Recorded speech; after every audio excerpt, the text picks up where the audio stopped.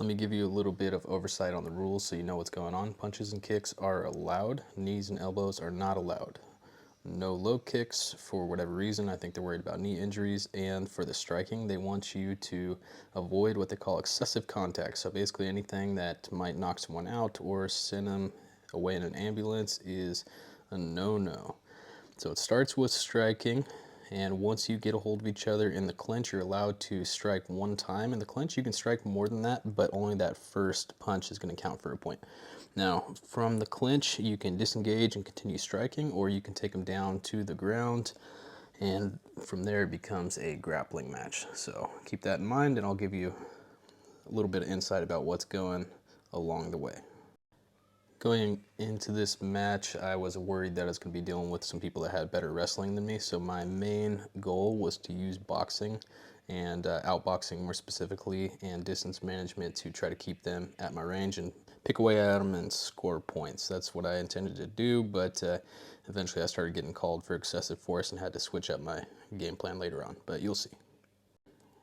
All right, here's the start of the match. I wanted to test the waters with the jab. I quickly realized that he's open for that left hook, so you'll see me nail him with that quite a bit, like that, for example. So we're punching, we're kicking. Now, I noticed right off the bat he was really trying to hurt me. He got me good there, and he's really trying to take my head off, trying to run me over like a train. So you'll see me doing a lot of dancing to stay out of his range. Caught him good there. And boom, got him good again, boom, got him good again. That's the first excessive force call. So at this point they had a talk with us and basically told both of us to chill out because we were both hitting too hard. Understandable. I think we were just a little bit amped up in the moment. So here's the chat with the explanation, basically saying don't chamber the punch too hard and don't follow through too much. Makes sense? Lining back up, ready to get started. But at this point, he's already pissed, and he spends the rest of the match trying to kill me. We'll see how it goes. Nope, no glove touch. Back to punching. Almost slipped there. Ooh, nice check hook. Trying to catch me with the kicks, but he can't quite get me. Lighting him up with the hands. Putting together some good boxing combinations. Got him with the teep there. Another check hook. Working the feints in, working the overhands, body jab. Looking good. Lighten them up. Another good kick. He catches me pretty good here and there, but I was doing well this first round. Okay. Yep, hit me hard again right there. We got a second excessive call at that point. Back at it. Got him with another check hook. Another teep. Keeping that range. Switch kick. We caught me good with the left hook there. Try to be a baby and say I hit him in the back of the head. Oh, he's pissed, trying to kick me into the stands there. Look at that, coming in hot. Trading these body shots. He's sprawls. Stuff his takedown attempt. Back to the feet. Trading body shots. Wasn't really making it much progress here in the clinch. He's keeping me at a distance, so we separate. Back at it. Catch him with jabs, jabs, hooks. That left hand, I was getting him good over and over.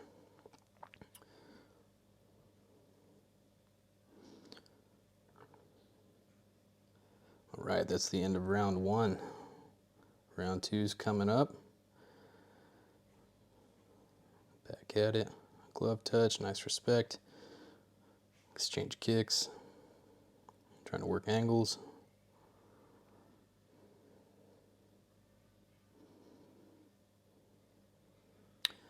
Went for a knee tap to try to take the back, didn't work out. Timing was good though.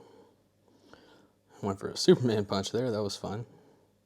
Working the feints, working that rhythm. Exchanging punches. He had a lot of reach on me, that made things interesting, but I was able to maintain my proper distance most of the time.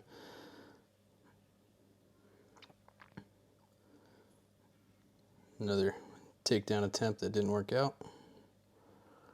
A little bit of body blow trading here in the clinch. From here, goes for sweep, doesn't work. Goes for a sacrifice takedown, doesn't work. Started to pin him, but then he wrapped my leg up. That's no good. When I was in this spot, you can tell he's pinching around my head, and I couldn't hear anything because my ears are covered, so I just Decided to sit there and catch my breath, try to take away a little bit of his wind until they separated us. Just stalling for time here. All right, back up to the feet. In case you weren't aware, I won round 1. We're in round 2 now. Got him with a nice push kick. Another. Hit me pretty hard there. Got him with a switch kick. Ooh, caught him with the chin pretty good. Another push kick. Another hook to the face. He's pissed. Trying to run me over. Almost had him that time. Not quite, not quite.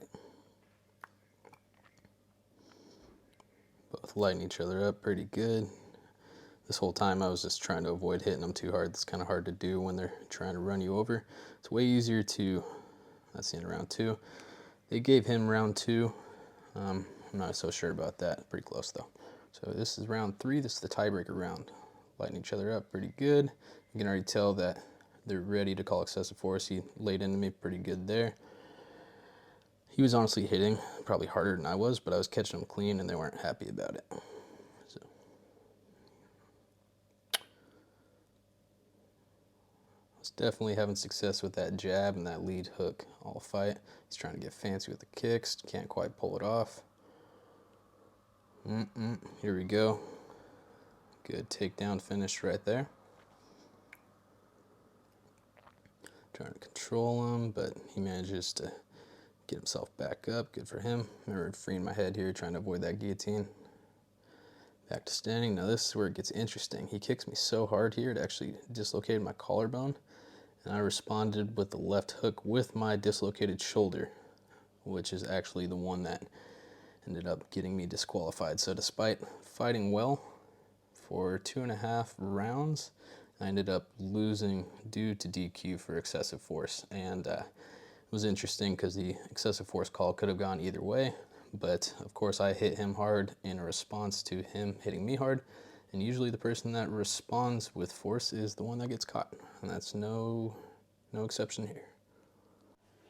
These next 2 matches take place on day 3 of the tournament, and things were interesting because that first match, I had my shoulder dislocated and my left arm was essentially useless at that point, which sucks considering that my jab and my lead hook were my primary weapons on that fight. But good thing is that they told me straight up ahead of time that they were looking for any excuse to get me booted from the tournament. And me throwing punches at what I felt was a controlled level of power was excessive for them. So this made my decision a little bit easier because I wasn't able to throw much power with that lead hand anyway. So I used the left hand mainly for feints and to blind the person in order to land right body shots. And as the match goes on, I was getting called for just about everything, so I ended up switching game plans to a grappling heavy strategy, you'll see. Right off the bat, I go for a glove touch. He doesn't respond, which worried me because I thought he's going to be coming in with a bit of resentment since I beat up his teammates. His teammate was actually unable to continue throughout the tournament after that. So he's trying to punch. I'm trying to play tippy tap and just get some points without actually causing any damage, but you can tell I'm a little bit hesitant to start with because it throws off my natural rhythm, right?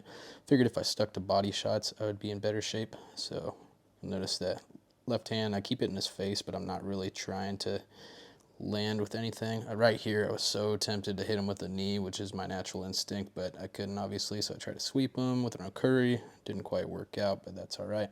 Fighting for position, tag his liver a little bit to let him know it's there. He's coming back in. I was told by my corners to have teeps and punches, right? So light him up with the body shots. I always try to come out on top of these exchanges just to make a good impression for the whoop.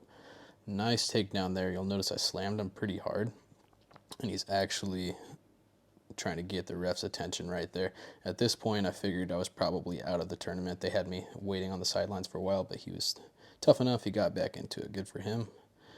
So I already got penalized for the 1 takedown because apparently my takedowns are too hard as well. So back to the striking portion. At this point, I'm kind of wondering what I can do because everything I do seems to get me in trouble. Now there's a funny one. coming up where I get him with a right kick, and he gets me in trouble once again for stupid reason. So on this, you're not supposed to land to the back of the body. So when you throw your kicks, I'm better off throwing left round kicks so it lands on the front of the body. I was hesitant to throw right round kicks for that reason. See some good feints there. Let them know that kick is an option, right? It's a good way to counter punches after all. So we're striking right there. You can see him signal to the ref that he got hit in the back, and they flag me right here. But let's back that up a little bit, shall we? So you can see on this still shot that I actually landed to the front of his body with my shin. Nothing hit his back. He was basically just being a pussy and trying to get me booted. Right here you can see my look of confusion, and then once I realized the game they were playing, I just decided to laugh it off because there's nothing else you could do at that point. All right, now we're back at it. I've got a little bit of a mental dilemma at this point because I feel like any punch or kick or takedown I do is going to automatically get me in trouble. So just keeping distance and defending, trying to figure out how I'm going to respond, and eventually I just decide the best course of action is to just wrap them up and take them down because everything else seems to get me in trouble, right? So pick them up here. Whoop, could have been bad, but I set him down gently. What a nice guy, right?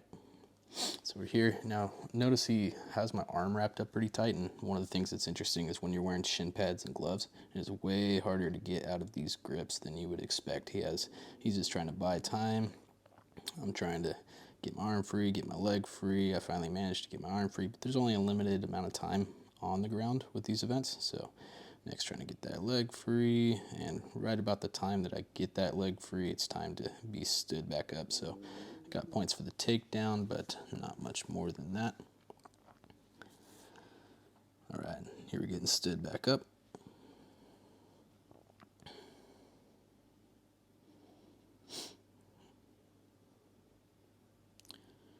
Once again, back to the tippy tap, just trying to keep something in his face to keep him away a little bit, make him hesitant. Trying to make sure that all my round kicks with that left leg to the front of his body so I don't get penalized again. Getting wrapped up here. Fighting for clinch position. See a good opportunity here, so I take it. Boom. Get him down. Controlling him here, same thing. He's trying to keep my leg wrapped up as tight as he can, but either way, I'm crushing him a little bit, taking his wind out, that sort of thing. Points for the takedown, trying to get to that pin position.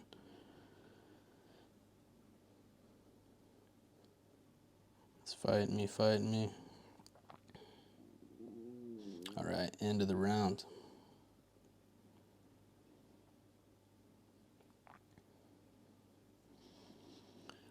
Okay, back at it. This is a third and final round. I need to win this round to win the match because I got penalized so heavily on the first one. Little tippy tap kick. Once again, afraid to throw power in anything. Caught him with the check hook. Nice and light though. Little exchange of body blows. Another kick. You can tell he's starting to get scared by this point. He's a little worried every time I come at him. Hesitant to close distance. Oop, got him there. Wrap him back up. Got that underhook. Boom. Raigoshi straight to the pin. Wrap him up here. So once you've got him down here, you can score additional points by pinning. And then once you got him pinned, you can either transition, try to get the submission, which I do or attempt to do here, or you can just ride out the pin and just wear out their energy and wear out the clock a little bit. So coming up here, I had an opportunity to go for an armbar, and I basically had the armbar, but I fell out of bounds unknowingly. And when the ref stopped me, you can tell I'm just super sad and confused because I thought I broke another rule, but we were just out of bounds. All right, so stand us back up. Back at it, final round. Nice kick. Nice jab. Keeping stuff in his face. And another Haragoshi. At this point, I'm just trying to make an impression with the takedowns. Figure there's not much they can say if their guy just gets ragdolled and pinned over and over. And I was setting them down soft enough that no one had anything to say about the takedown being excessive. You could tell there was a couple times in the videos where the refs started to raise their flag.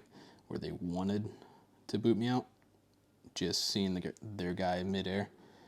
But I set him down gently enough that no one could really complain. So at this point, just wearing out the clock and just basically dominating him with the pin position. He can't do much about it at this point. All right, stood back up. Round continues. Starting to open up a little bit. I think I've got the match in the bag at this point, so you see me starting to relax. Another nice kick, and that's it. That's the end of match 2. So I had to switch game plans midway through this fight. And what's funny is before this tournament, I spent very little time practicing takedowns. I did, however, practice a lot of wrestling to counter wrestlers, but I ended up using wrestling as a large part of my weapons. Go figure. So before this mat against the Brit, I had actually talked to my opponent ahead of time, and we both had a gentleman's agreement to not hit each other too hard and try to have fun with the whole thing. So you'll see us just enjoying ourselves. So match is starting here. He was a sport karate fighter, and he came in hot. He had footwork that was a lot faster than I expected, and he was lighting me up pretty good right off the bat, sent me flying on that takedown attempt. You can tell he's ready to go, but he was coming in a bit hard, and he tagged me pretty hard a few times. Ended up getting a warning there.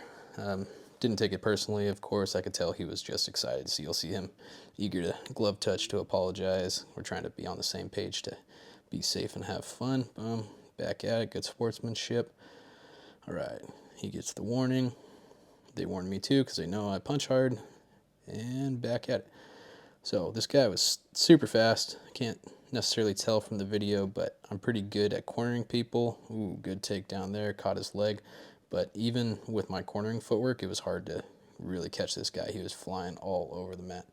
So right here, I have him in a pin. Technically, I got some points for the takedown of the pin, but he's got my head wrapped up so tightly that I couldn't hear a thing. And I know from these tournaments that it's a bad idea to make assumptions on when to stop.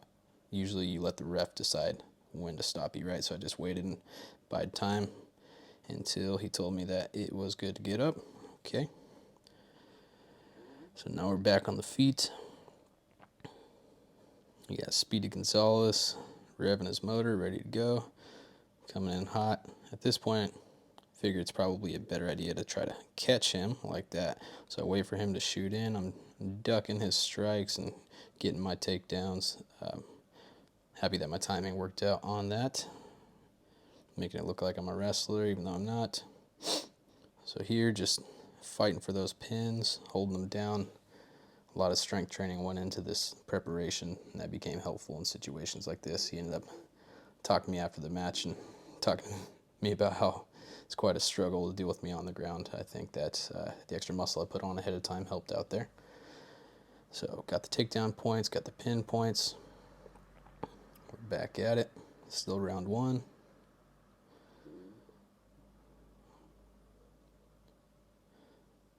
Try to kick, but too slow. It's hard to throw a kick that lands without putting some power behind it. So you can tell that I'm still a little bit hesitant in my strikes. Just trying to keep my range. I know he's throwing a lot of feints and whatnot, and I'm not biting.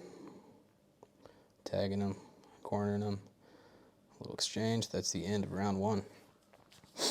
Got a couple of good takedowns. Came out on top in that round. All right, round 2. Speedy Gonzalez coming in. I decided to take the center and just wait for him to come to me on this round. So he's moving. I'm cornering. Catch him with a kick. I'm controlling the range. He's not quite hitting me. I'm just out of range. Oop, clinch opportunity. Another takedown right there. He started to roll me, but I rode the momentum up. Ended up on top. Continued to control the position. He was really trying to lock me down right here, so I couldn't get into anywhere substantial. Right here, I'm in his guard. He was attempting a couple of techniques, but it's not my first rodeo. I can tell when arm bars and triangles are on their way. So when he tries to shoot a triangle, I stuff it, take side control. Just work that pin, get some points. Back to the feet.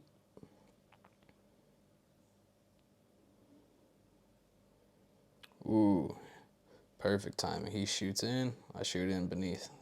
That's all it took to get him down. So I believe he goes for another submission here. Same type of scenario, getting that arm free, try to get the triangle. I got him with a good pressure pass, take mount. At this point, he's just trying to pull my head off if he can, but from the mounted position like that, he's not going to have much leverage. So it's more of a time waster. From here, anytime I got pressure on him, I'm just trying to wear him out and waste their energy a little bit, so I'm better off once we get stood up. Okay, back on the feet.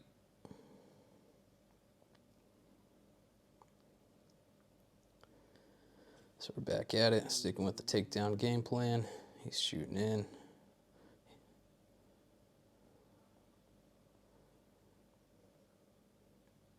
Nice kick. He's coming in, keeping my range. Trying to time that takedown, and boom, there we go again.